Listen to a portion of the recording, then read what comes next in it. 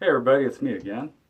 It's been a little while since I made a video, but I'm going to try to get at these every week if possible. I've been getting some requests from people to do a video on a sweat lodge ceremony, so I decided to go ahead and do that. So, what is a sweat lodge ceremony? Well, it's exactly what it sounds like. Okay, you're sitting in an enclosure, and you have hot rocks in there, you're pouring water on them, and you are sweating very, very profusely. Okay? What I use sweat lodges for is for purification and blessing, okay, and also empowerment.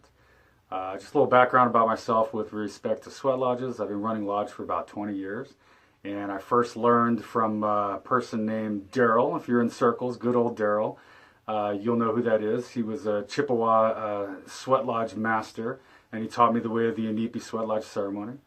I then went on to work with the Miwoks and the Apaches. I've sweat at Chalse and at a number of high holiday ceremonies. But this is more of a, I wouldn't call it a white man sweat lodge, okay? A sweat lodge doesn't really belong to any particular group or ethnicity or culture. It's something that's practiced around the world. And basically the idea of using the body's sweat to purify is not really something that is specific to any one people, okay? So we'll take you through that process real quick here. It's very interesting. Right now it's July, okay? We're under the auspices of the blessing moon. And right now in the CUSP calendar, if you follow that, if not, I got links below so you can follow it. The cycle of manifestation. We're in a period where the crops in the field are making themselves manifest. So I'm using the sweat lodge to purify myself and to bless our endeavors for the coming harvest. So let's go ahead and check that out. Okay, you can pause and read this if you like, but this is an excerpt out of our book, Climbing Up the Spiral Pathway, A New Way to Walk an Old Path. And this is about the different lunations. So we're using the blessing moon here at this sweat lodge to bless our harvest as we see the crops in the field now.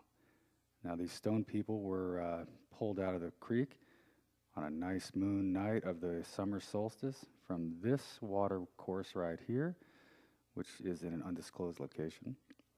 First thing we gotta do, chop some wood. Chop that wood. Good sweat lodge, the first ingredient is a good fire. We need a nice hot fire to get the stone people warmed up and glowing so that they can purify us by their heat, give us the good medicine. I like to use this really pitchy pine here, and since I cut about 6 cords a year, I usually have some left over for the sweat lodge here. But right now it's July, so we're just getting into the beginnings of our stash. So splitting some up. Work, work, work. Work, work, work.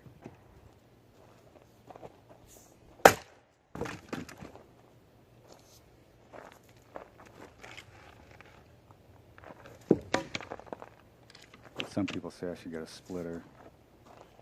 I don't think so. I'll swing an axe as long as I can. Yeah. All right. Here's the inside of the sweat lodge right here. Very simple construction. We have creek alder and yew for the timbers tied together, lashed with whatever. A couple blankets to sit around the open fire pit in the middle for the stone people to go in once they're heated up. And a nice breathable blanket layer on the outside. Don't want anyone getting suffocated or asphyxiated in here. No, sir. We'll keep this nice and safe.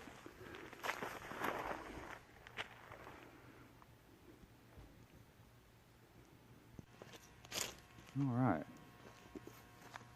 Now, of course, get your fire started. You want some good, nice dry tinder.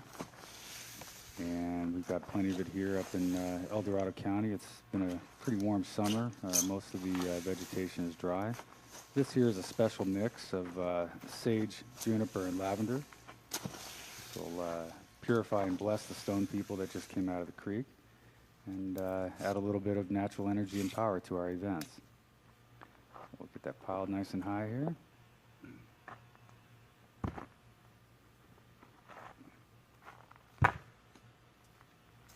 All right, looking good.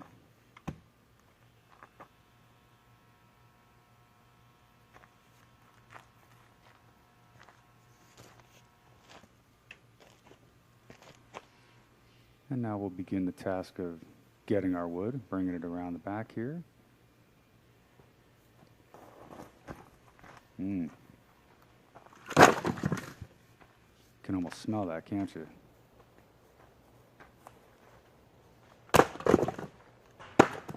Yeah.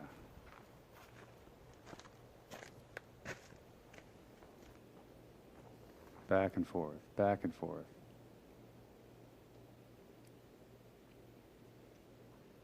You know, doing a sweat lodge is an all-day event.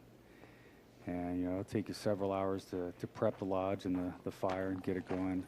And during this whole time, you're focused on what you're doing. Okay, this is all about the intention of the purification. Sweat lodge can be used really for any reason. But mostly we use it for purification, focusing the mind, cleansing the body, and blessing certain magical endeavors that we're doing. So it's a labor of love.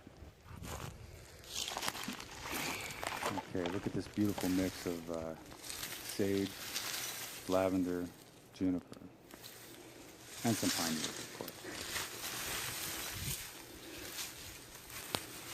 There's one thing that's difficult about having a sweat lodge in the wintertime is you spend a good bit of time horsing around with the wet ingredients there, trying to dry them out and get yourself a good fire going. But I don't think we're going to have any trouble here at all.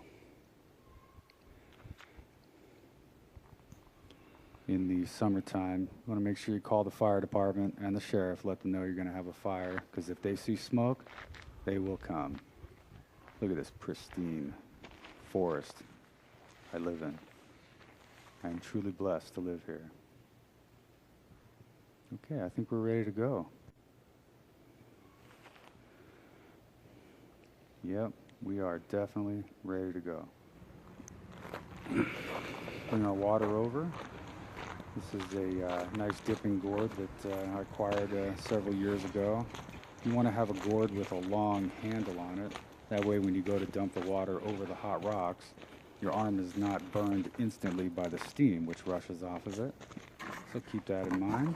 Good 5 gallons of water is plenty for a single person lodge, which is what we're going to be doing today. Okay, here's a couple of items we make in our online shop. I'll have links below. This is the holy water. I like to add that to the water to bless the stone people. And then 7 African Powers incense that I make and put onto the rocks as they come in. All right, there's our pile of stone people there. I think we have about 16 of them. We're going to heat those up on the fire here for the next couple of hours. But first, I like to bless the sweat lodge itself. We have the same mixture we use in the fire to start the rocks here. I got juniper, sage, and lavender. And, you know, the sage will cleanse and purify the space. The juniper and lavender will sweeten it and empower it. And just make sure to smoke it out enough to where the smoke touches all parts of the lodge, kind of infuses itself into the blankets. This will also get the spiders moving. Okay, you want to be careful. I actually got bitten by a black widow spider in this lodge last year, I think around August or September. So it's terrible. Ambulance, the whole bit. Anyway, just be careful. Go ahead and bless, purify that out. There you go. Get your fire going. Oh yeah. Nice hot blaze. As if it wasn't warm enough outside, this is almost like bringing the sun down into your immediate presence.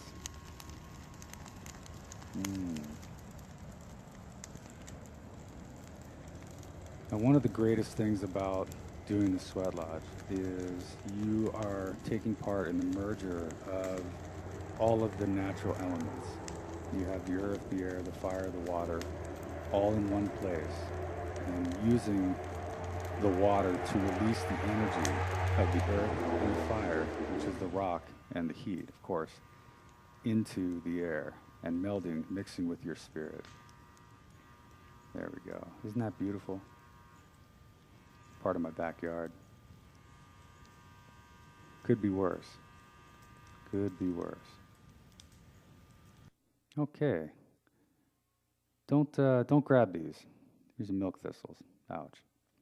All right, looks like we're about ready to get some pieces of wood on there. All right, now we've got a nice coal base. Go ahead and toss in some pieces. Now what I like to do is I like to create a nice flat bed on the bottom, and then I have a metal grate that I put on top of this and put the stone people on top of that.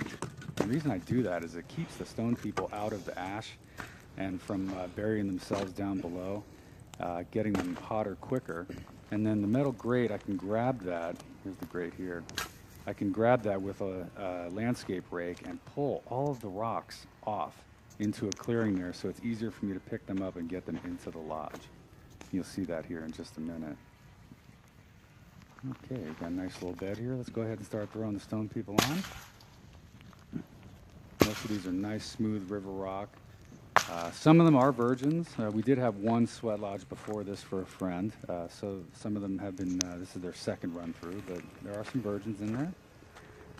Go ahead and let those guys heat up. Now comes the long heating process.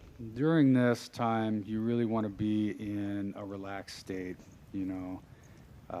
You want to be meditating on what you're doing. In this case, we're blessing our harvest to come, okay, because according to our spiritual doctrine, the CUSP way, this is the time when you can see your crops in the field, and the harvest is kind of assured. So I'm blessing that during this ritual here. But let them burn, let them cook, let them cook. I figure about 90 minutes to maybe 2 hours is a good time to let the stone people heat up. Okay, but this whole time, just make sure you're in a nice state. This is a Mayhole. I think everybody knows what a maypole is. This is a mayhole. If you want to know more about that, you'll have to read our book. Links below. It's an interesting adaptation to the Beltane ritual. All right, let those stone people heat up nicely. Oh yeah, they're starting to glow now. Starting to glow.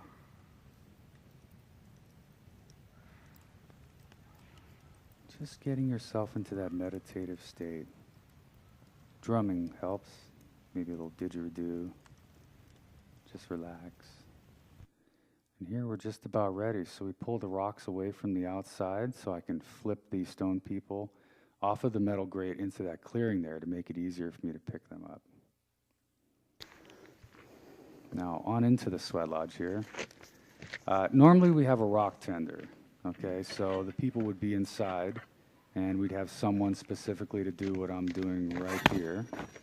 Okay, but we don't have that. So I just take my pitchfork and scoop up the rocks from the clearing and put them in one at a time. Now the pitchfork really helps to get any ash or anything that might be stuck on the stone people and preventing that from being brought into the lodge, because even if you have a couple pine needles on there, it'll smoke you out really, really fast. You don't want that. Look at those stone people there, ready to give us the hot medicine. Yeah, this is going to be a good one. This is going to be a good one.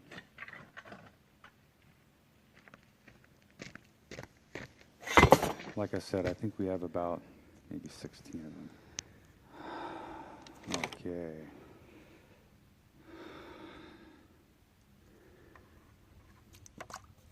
Here we go.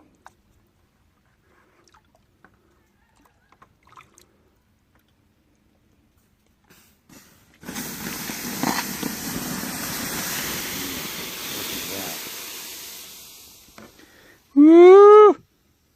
All right. So the lodge usually lasts between 45 minutes to an hour. I don't record what goes on in there specifically. We'll talk about it here in a minute. Because it's a very personal, sacred experience. So as you can see by that last clip, it's very dark in there. You can't really see much. And if I were to continue to record throughout the session, well, for one thing, my phone probably would have overheated and shut down anyway. But all you would have heard was exactly what you did just here. Okay, the hissing of the water and, whoo, oh my God, it's so hot in here, right? Okay, so one of the things to understand about any kind of magical working, and we really harp on this with our classes, our lectures, and in our books and teachings and things like that, is that you need to put yourself into a place where you are inflamed in prayer, where there's nothing else going on around you except the building of the energy surrounding the intention of whatever it is you are trying to accomplish. The main key to a sweat lodge, okay, is that you are going to find the point of concentration that lies beyond physical pain. That's really what's going on in there. It gets so hot, your skin is literally being burnt, okay? You will turn red, you'll get to the point where you stop sweating and you're kind of almost oozing, right? But you need to get past the physical pain into a place where all of your energy is focused on your intention. And my intention in this case, for this particular sweat lodge, was the blessing of the harvest that's to come. Okay, so staying focused on that and building energy toward that and sending that out into the ether, the universe, or whatever, to make that manifest, allowed me to circumnavigate the physical pain that I was experiencing during the sweat lodge itself.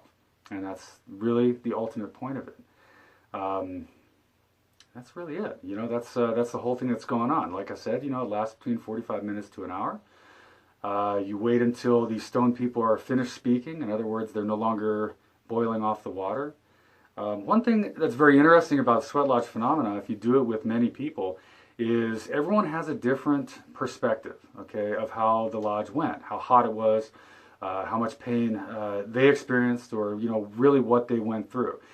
Even though it's a group happening with many people in the same, sharing the same space, it's an individualistic experience, okay? The stone people are going to give to you exactly the amount of medicine that you need, okay?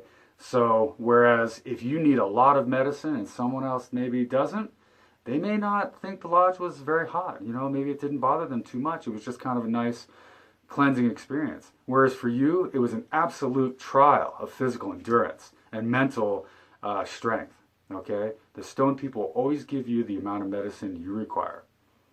All right, that's it for now. Thanks for watching. Have a good day.